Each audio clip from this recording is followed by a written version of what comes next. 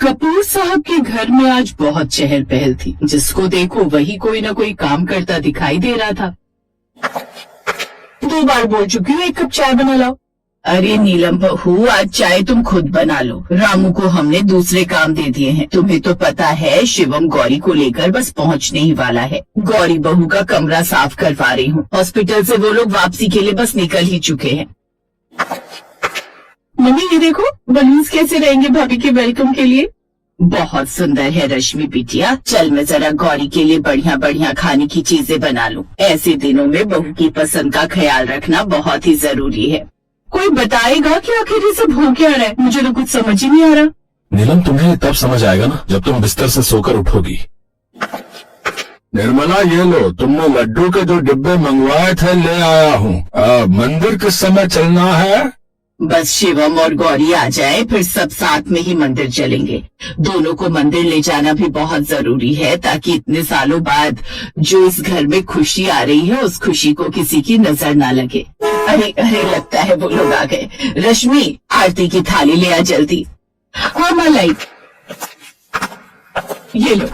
कपूर खानदान कई सालों से जिस खुशी के लिए कामना कर रहा था, आज वो प्रार्थनाएं भगवान ने सुन ली थी। कपूर खानदान में कई सालों बाद बच्चा होने जा रहा था। कपूर साहब के 2 बेटे अरुण और शिवम, बड़े बेटे अरुण की शादी को 15 साल से ऊपर हो चुके हैं, पर अब तक इतना इलाज करने के बाद भी बड़ी बहू नीलम की गोद नहीं भरी। छोटे बेटे शिवम की शादी को भी 5 साल हो चुके हैं। अब खानदान में इतने सालों बाद पहला बच्चा होने जा रहा है तो सबकी खुशी का ठिकाना नहीं है। पर नीलम के मन में खुशी की जगह ईर्ष्या है क्योंकि खानदान का पहला बच्चा उसकी कोख से नहीं बल्कि देवरानी की कोख से जन्म ले रहा है।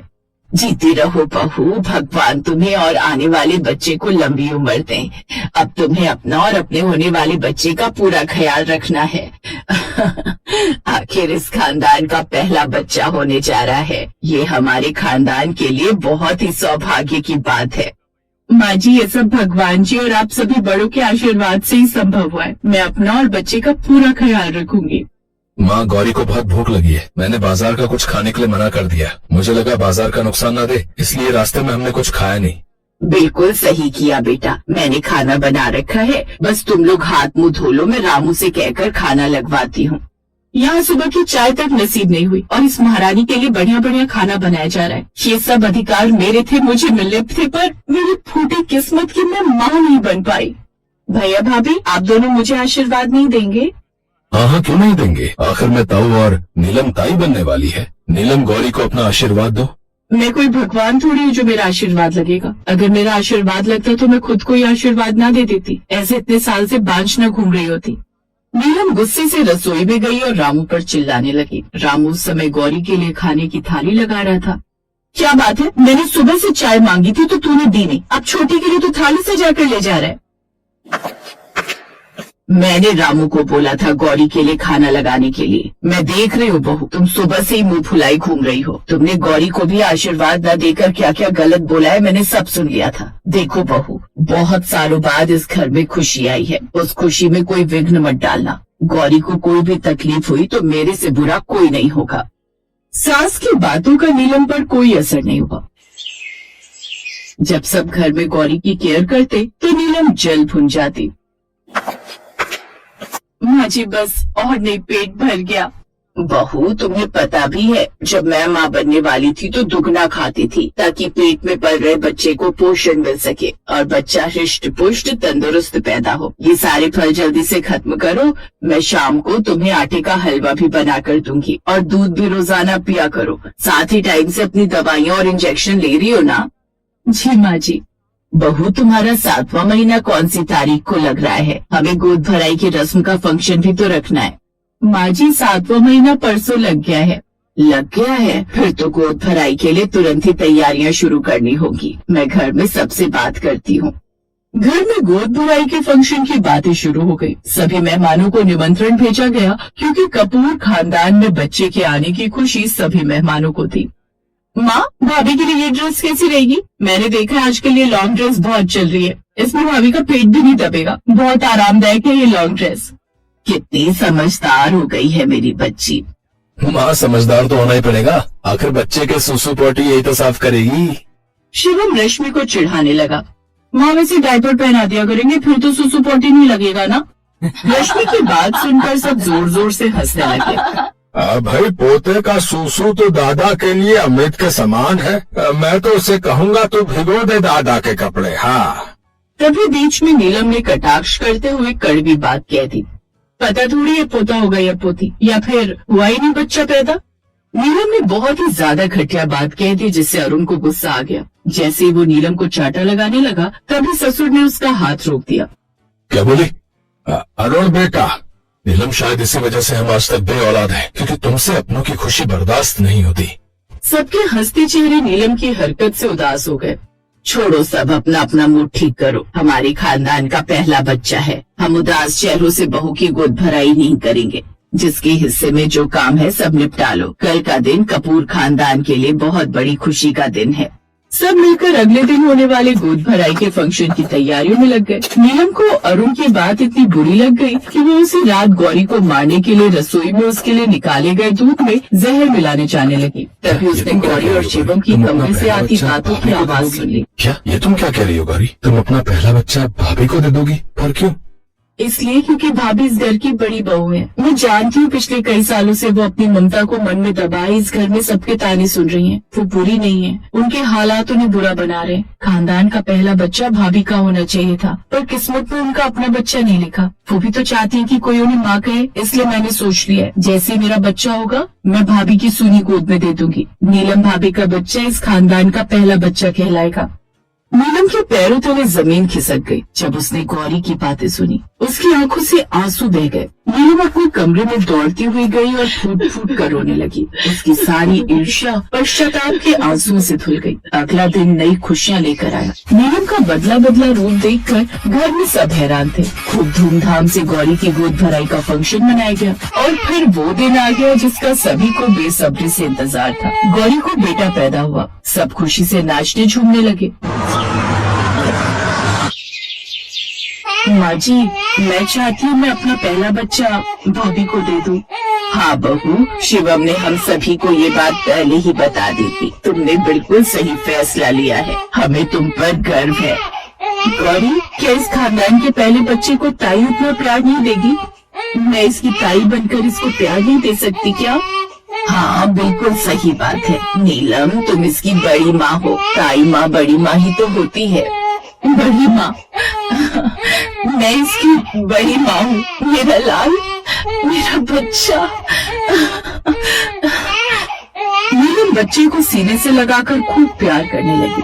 उसके बाद बच्चे के नामकरण पर गौरी ने पूरे टाइम बच्चे को नीलम की गोदी में दिया, उसकी बड़ी माँ की गोद में। नीलम और अरुण को शिवम और गौरी ने बड़ी माँ और बड़े पापा का ओहदा दिया। खानदान का पहला बच्चा अपनी बड़ी माँ और अपने बड़े पापा की गोद में था। गौरी के अपनेपन से आज पूरे कपूर खानदान में खुशियाँ चहक रही थी।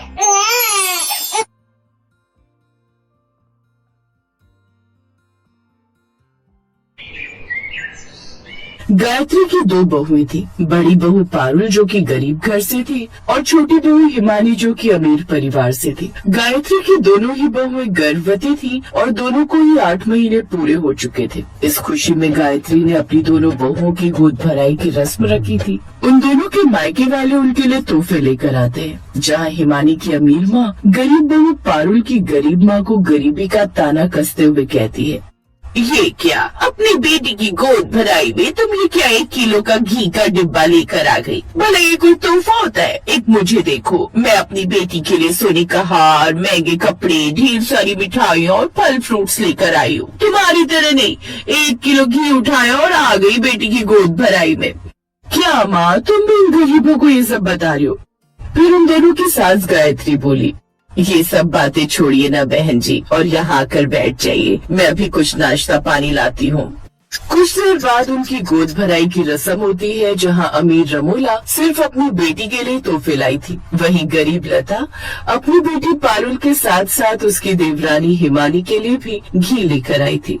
ये बेटी, ये घी तेरे लिए। गैया जो रोज रोज थोड़ा थोड़ा दूध देती है, उसी के माखन का घी बनाना शुरू कर दिया था। तुम दोनों के लिए जब से ये खुशखबरी मिली थी। नहीं नहीं नहीं नहीं नहीं, मैं ये लोकल घी नहीं खाती, बल्कि ब्रांड का ही घी खाती हूँ। मुझे नहीं खाना ये, आप इसे ले जाइए।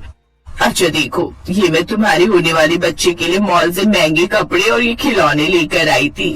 ओ माँ, लेकिन इन सब की क्या जरूरत थी? अरे मेरी बेटी का पहला बच्चा है तो इन सब की जरूरत कैसी नहीं थी? पारुल बेटा, मैं तुम दोनों के लिए ये गोंद के लड्डू बना कर लाई थी। इस हालत में ये खाना सेहत के लिए अच्छा होता है। हिमानी बेटी, तुम भी खा लेना। नहीं नहीं नहीं नहीं, मैं ये सब नहीं खाती। ठीक है बेटी, जैसा तुम्हें ठीक लगे। वैसे पारुल बेटी, इस हालत में भी घर के काम करती रहना, इससे हमारा शरीर ज्यादा ठीक हो जाता है और बच्चा होने में आसानी होती है। यही बात तो मैं दोनों बहुओं को समझाती हूँ बहन जी, लेकिन मेरी बेटी को काम करने की कोई जरूरत नहीं है। तुम तो बेटी बस आराम करना। माँ, तुम कितनी अच्छी हो, मुझे कितना समझती हो। नहीं तो मेरी ये सास तो हर वक्त मेरे पीछे पड़ी रहती है कि बहू ये कर ले, वो कर ले। तू चिंता मत कर, तेरी माँ अमीर घर की है, मैं तुझे किसी भी चीज की कमी नहीं होने दूंगी। इसी तरह खट्टी मीठी नोक-झोंक के साथ दोनों बहुओं की गोद भराई हो जाती है और सब मेहमान वापस चले जाते हैं। कुछ दिन बाद रमोला अपनी बेटी के लिए ट्रक भरकर सामान भिजवाती है, जिसमें बच्चे का पालना, उसके कपड़े, खिलौने और अलमारी जैसी खूब सारी चीजें होती है। अपने अमीर मायके का ये रुतबा देख अब हिमानी और भी घमंड में रहने लगती है। वो घर के किसी काम को हाथ नहीं लगाती, जबकि गरीब बहू पारुल अभी भी घर के सारे काम अकेले ही करती है। मेरी बड़ी बहू भी गाय है गाय, जेठानी होकर भी सारा काम खुद ही करती है। और एक मेरी वो अमीर बहू, उसे तो आराम करने से फुर्सत नहीं है। सारा दिन ऐसे ही बिस्तर पर पड़ी रहती है जैसा बच्चा जनने वाली इस दुनिया की पहली औरत है। ऐसे कुछ दिन बीत जाते हैं और एक रोज, माँ जी मुझे बहुत दर्द हो रहा है, लगता है समय आ गया अस्पताल जाने का। तू चिंता मत कर बहू, मैं अभी अशोक को फोन कर देती हूँ, हम तुझे अस्पताल लेकर चलते हैं।